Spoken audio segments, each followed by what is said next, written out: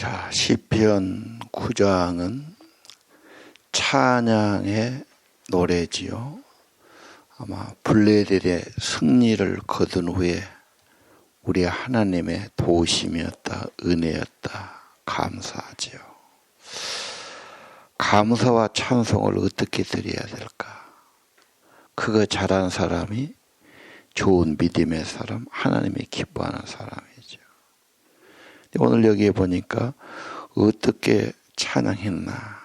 전심으로 여호와께 감사하고 주의 기이한 일을 전하리다. 내가 주를 기뻐하고 즐거워합니다. 지존하신 주의 이름을 찬양하리이다. 내가 그런다 말입니다. 전심으로 마음을 다하지요. 건성을 해서는 안 되지요. 전심으로 감사하고 내가 주를 기뻐하고 즐거워합니다. 이게 좋은 믿음 아니겠어요? 하나님은 자기를 찬송하는 자를 정말 좋아하시고 기뻐 보시고 다윗처럼 하나님께서 늘 은혜도 승리도 주시는 거지요. 나를 찬양하는 자, 나를 높이는 자를 높여주겠다. 그건 거짓말이 아니시죠. 내가 하나님을 높이고 감사한다면 하나님은 항상 더 풍성한 은혜를 주실 겁니다. 내 마음에 다른 데 가 있으니까. 자꾸 다른 데 관심 갖고 다른 거 좋아하니까. 다른 데 힘을 쓰니까 그러지. 전심으로 여호와께 감사합니다. 주가 하신 일들을 전하겠습니다. 내가 주님을 기뻐하고 즐거워합니다. 자기를 좋아하는 사람. 하나님도 좋아하시죠. 주님을 기뻐합니다. 주님을 즐거워합니다. 이 사랑이죠. 나를 좋아하고 나를 사랑한다. 얼마나 귀한 일이에요. 지존하신 주님 찬양합니다. 찬양 받으시기에 합당하시죠. 오늘 전심으로 감사했습니다. 주님을 기뻐하고 즐거워합니다. 바울과 실라가 성령이 충만해서 전심으로 찬양할 때 하나님의 능력이 임했죠. 예.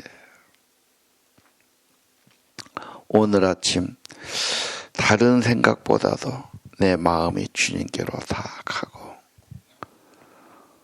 감사를 발견하고 감사를 할 수 있다면 행복을 개발한 사람이에요. 남 보기에는 다 가진 것 같지만 그 마음은 허전하고 딴 데가 있고 헛된 욕심을 더 부리고 그건 결코 행복한 사람이 될 수 없지요. 행복은 생명의 하나님. 복이 든 사람은 하나님 즐거워하고 말씀이 그 안에 있고 하나님과 동거하고 물가에 심은 나무처럼 좋아지죠. 세상에나 사람이나 밖에서 언제나 내 안에서 봐야 됩니다. 주님 안에서 찾아야 되지요. 내가 전심으로 여호와께 감사합니다. 행복한 사람입니다. 좋은 믿음입니다. 내가 주를 기뻐하고 즐거워합니다. 딴 것 자꾸 좋아하니까 메말라간 거 아닙니까? 생명 없고 쭉정이 같은 것 아닐까요?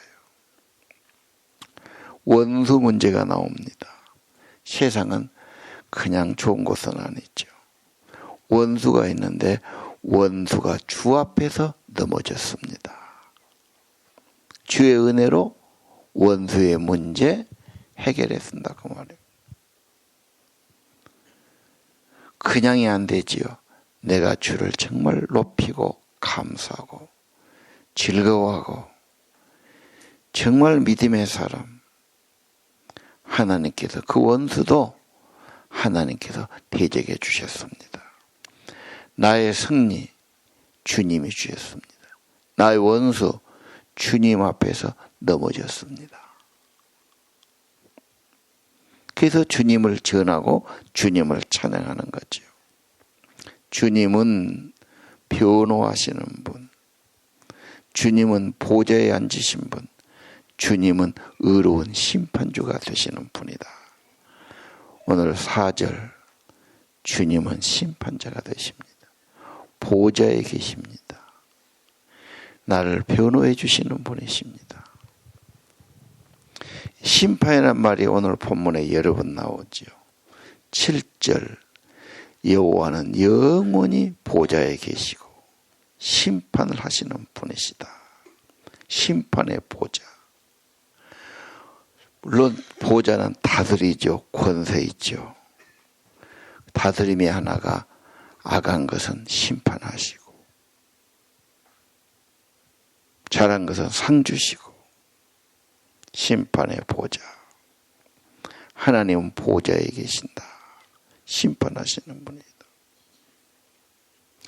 9절도 그래, 8절도 그렇죠. 세계를 심판하시며 정직하게 판결을 내리시도다. 하나님은 참되시다. 세상은 별일이 다 있고 별사람이 다 있지만 결국은 하나님께서 공의롭게 판단하시고 심판하신다.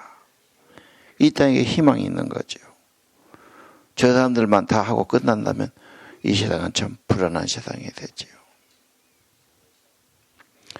하나님이 저 하늘의 보좌에 계시니까 모든 사람은 하나님을 두려워하고 하나님 뜻을 받들고, 그렇죠?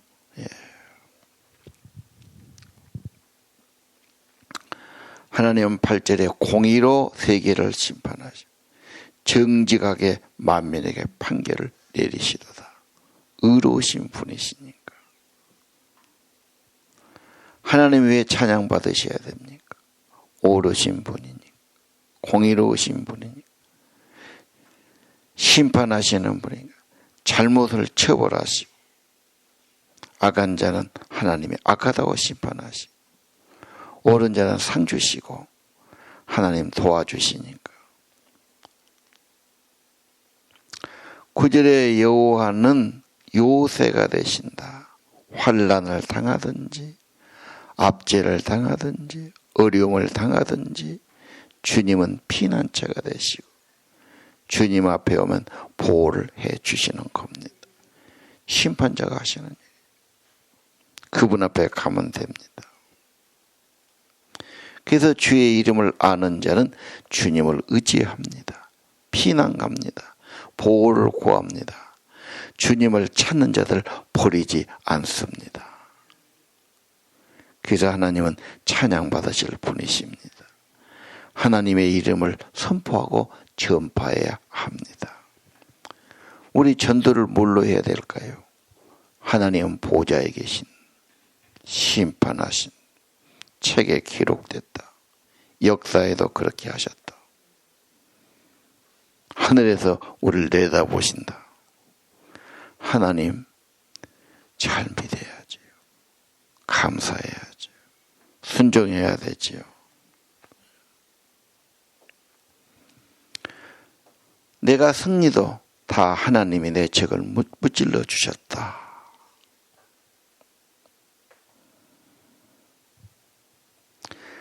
(12절은) 남을 못 살게 하고 무지한 자를 피 흘리게 하고 하나님은 기억하고 계신다. 잘못하면 안 된단 말이에요. 특별히 가난한 자를 잊지 않으신다. 가난하면 좀 불쌍하고 짠하고 그러지요. 자식이 그렇게 산다. 늘 마음에 걸린 거예요. 하나님 똑같지요. 우리가 보기에는 좀 불편하지요. 삶이 불편하고 생활이 불편하지만 하나님은 긍휼히 여기시니까 은혜를 더 주셔요. 결코 나쁜 것만 아니죠.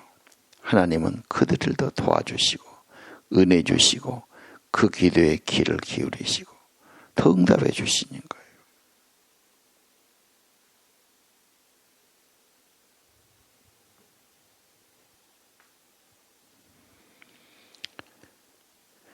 하나님은 모든 대답이 되십니다. 하나님은 가난한 자의 부르짖음을 잊지 아니하신다. 그 기도를 더 들어주시니까, 더 은혜를 주시니까. 남을 못 살게 한다. 남에게 괜히 해를 끼쳤다. 하나님은 신문하시고 심판하시는 분이시다.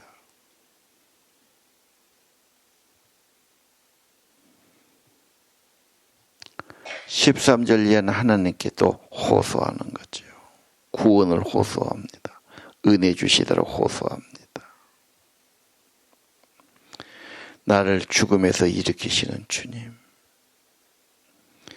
나를 미워하는 자에게 받는 고통, 어떻게 또 고통이 있고 미워한 자가 나옵니까? 세상은 막 그런 것이 뒤섞여 있지 않습니까? 물론 사랑하는 사람도 있겠지요. 좋아하는 사람도 있겠지요. 그러나 다 입맛이 다르고 생각이 다르니까 싫어하는 사람도 있고 미워하는 사람도 있고 시기하는 사람도 있고 괜히 꼴보기 싫어하는 사람도 있죠. 뭔가 가졌으면 무슨 자리에 있으면 그 사람은 더 많아집니다. 훨씬. 인간의 죄성이 그렇잖아요. 잘 되면 꼴보기 싫어하고 가서 그냥 뭐 망하면 고소하게 생각하고. 자, 오늘 나의 원수를 고백하는 거죠. 예. 하나님 그래서 찬송을 하게 하시고 구원을 기뻐하게 해주십시오. 호소합니다. 자기가 판 웅덩이에 자기가 빠지게 하시고 남을 못 잡으려는 그물에 자기 발이 걸리게 하셨다. 심판이 있죠. 계시록의 대주제가 성경의 결론이죠. 주는 보좌에 계시고 심판자가 되시고 심판을 집행하시고 악인들에게 엄청난 심판을 내리시고 자기 백성은 추수하는 곡식 알곡을 모아들이시고 그 어려움을 통해서 믿음 끝까지 지키게 하시고 상급을 받게 하시고 하나님의 나라 영원한 천국으로 인도하시는 결론이죠. 심판이라는 주제는 성경에서 아주 큰 주제입니다. 창조하신 그분이 내버려두지 않습니다.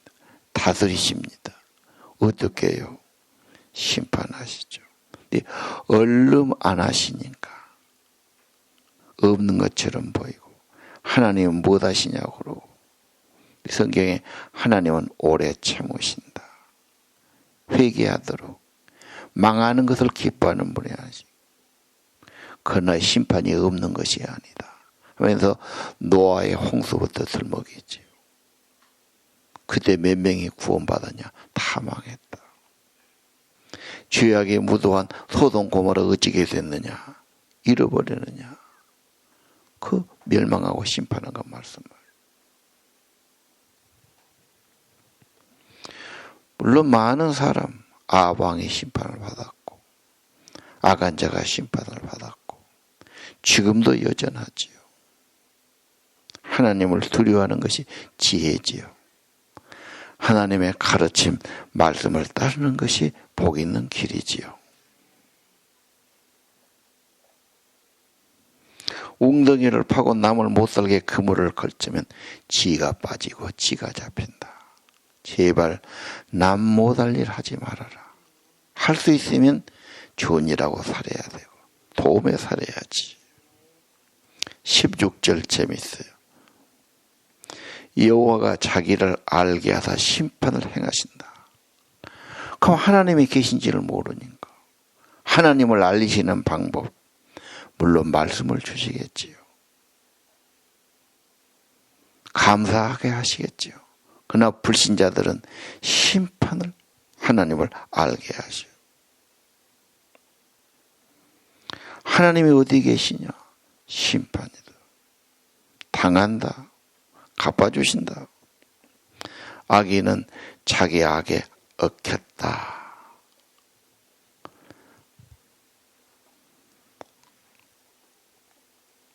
하나님의 심판하심, 하나님의 승리 찬양하는 겁니다.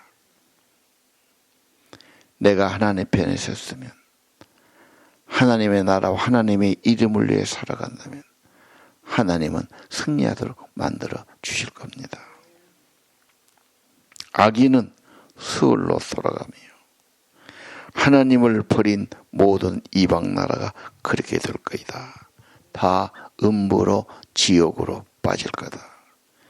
가장 어려운 마지막 심판이 되지요. 다시 나올 수 없는 곳, 영원한 멸망의 곳, 악인은 그렇게 되리로다. 잠시 큰 소리 치지요. 괜찮다고 그러지요. 먹고 마시죠. 그러나 결과가 얼마나 비참한가를 알아야 되죠. 모르니까 그러죠. 함부로 죄짓고 큰 소리 치고 하나님이 어디 있냐고 그러고 심판이 무슨 소리냐고 그러고. 그러나 하나님은 자기를 알게 하려고 심판을 행하시고 악인들은 수월로 돌아가며 하나님 버리면 안 되지요. 18절 하나님은 궁핍한 자, 가난한 자, 실망시키지 않는다. 버리지 않는다. 긍휼이 많으시니까요. 여러분의 형편과 처지가 어려울수록 은혜 받는 길이 됩니다. 뭐가 없다고 사람이 안 한다고 내가 부족하다고 너무 그렇게 맥 빠질 필요 없습니다. 그때가 더 진실하고 겸손하고 하나님 더 의지하고 어쩔 수 없어요. 은혜가 더 가깝고요.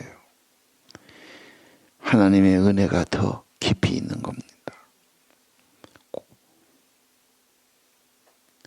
뭐 좀 잘 먹고 좀 살 좀 쪘다 해서 다 된 것이 아니고 내가 좀 몸이 안 좋지만 형편이 안 좋지만 하나님의 은혜가 있다면 결코 불행한 거 아니에요. 왜? 영원히 은혜가 있으니까. 속 사람이 잘 되니까요. 내가 세상만 바라보고 내가 좌절하고 내가 낙심하고 내가 불평하고 내가 흔들려서 문제지요. 하나님을 더 의지해야 합니다. 그래서 9절에 여호와는 나의 요새요 환난 때의 요새시로다. 어려우면 늘 주님 품 안에 가고 주님 찾고 주님 부르고 주님은 반드시 은혜 주시고 평안도 힘도 주실 것입니다.